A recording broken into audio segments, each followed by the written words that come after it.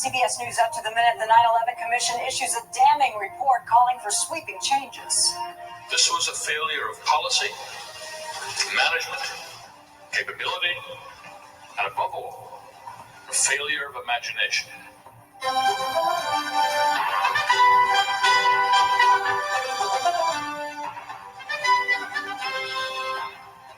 Good morning, everyone. This is CBS News Up to the Minute. I'm Melissa McDermott. America's leaders underestimated the threat of a terror attack against this country and were unprepared when it came. Those are the major findings of the National Commission on Terrorist Attacks upon the United States, also known as the 9/11 Commission. The final report cites numerous missed opportunities to disrupt the al-Qaeda plot, but concludes the September 11th attacks probably weren't preventable. Any person in a senior position within our government during this time bears some element of responsibility for our government's actions. Having said that, it is not our purpose to assign blame. As we said at the outset, we look back so that we can look forward. Our goal is to prevent future attacks. Every expert with whom we spoke told us that an attack of even greater magnitude is now possible and even probable. We do not have the luxury of time. CBS's Jim Stewart has more. Wonderful job. Mr. President, we'd like to present you a copy of our report. Not since Pearl Harbor has a president been presented a report as damning in its detailed or as sweeping in its reforms as this one. It would change the White House organizational chart itself, creating a new cabinet-level National Director of Intelligence reporting straight to the president and a new National Counterterrorism Center that would rival the CIA for power.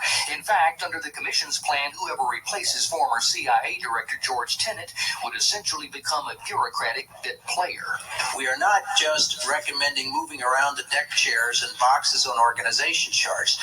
There is a deep fundamental dysfunction in the way we go about our intelligence gathering and analysis. The Commission also calls for national standards on birth certificates and driver's licenses, a biometric eye screening system at airports, and recognition that Washington and New York are the top terrorist targets deserving more preparedness funds. And as for blame, the Commission slammed both the Clinton and Bush administrations. And since the plotters were flexible and resourceful, we cannot know whether any single step or series of steps would have defeated them. What we can say with a good deal of confidence is that none of the measures adopted by the United States government before 9/11 disturbed or even delayed the progress of the al-Qaeda plot. The 567-page book revealed extraordinary new details about the plot and Osama bin Laden, much of them gleaned from questions the Commission put straight to al-Qaeda captives Ramzi bin al-Shibh and Khalid Sheikh Mohammed. Bin Laden, they revealed, dismissed the first scaled-down version of 9/11, saying, "Why do you use an axe when you can use a bulldozer?" And he paid the $400,000 plus cost of the attack out of his personal fortune. There was new detail, too, about this videotape showing the hijackers of American Flight 77 going through security at Dulles Airport outside Washington. Alert check-in counter representatives had tagged 3 of them for extra security, but a double swipe of the hand wand found nothing illegal. It was also because hijacker ringleader Mohammed Atta received extra scrutiny at Portland, Maine that his bags missed the flight. The Commission also debunked some 9/11 myths. There was no special treatment for a plane carrying Saudi nationals back home after 9/11. No Saudi royal money went to the hijackers, and to the embarrassment of the White House, the Commission emphatically said that although Iraq may have once offered bin Laden safe haven, it found no connection between Saddam Hussein, al-Qaeda, and 9/11. We found no relationship whatever between Iraq and the attack on 9/11. That just doesn't exist. The Commission also laid down a challenge to the White House and Congress. Another attack is likely on its way, they warned. Ignore these recommendations at your own peril. Jim Stewart, CBS News, Washington.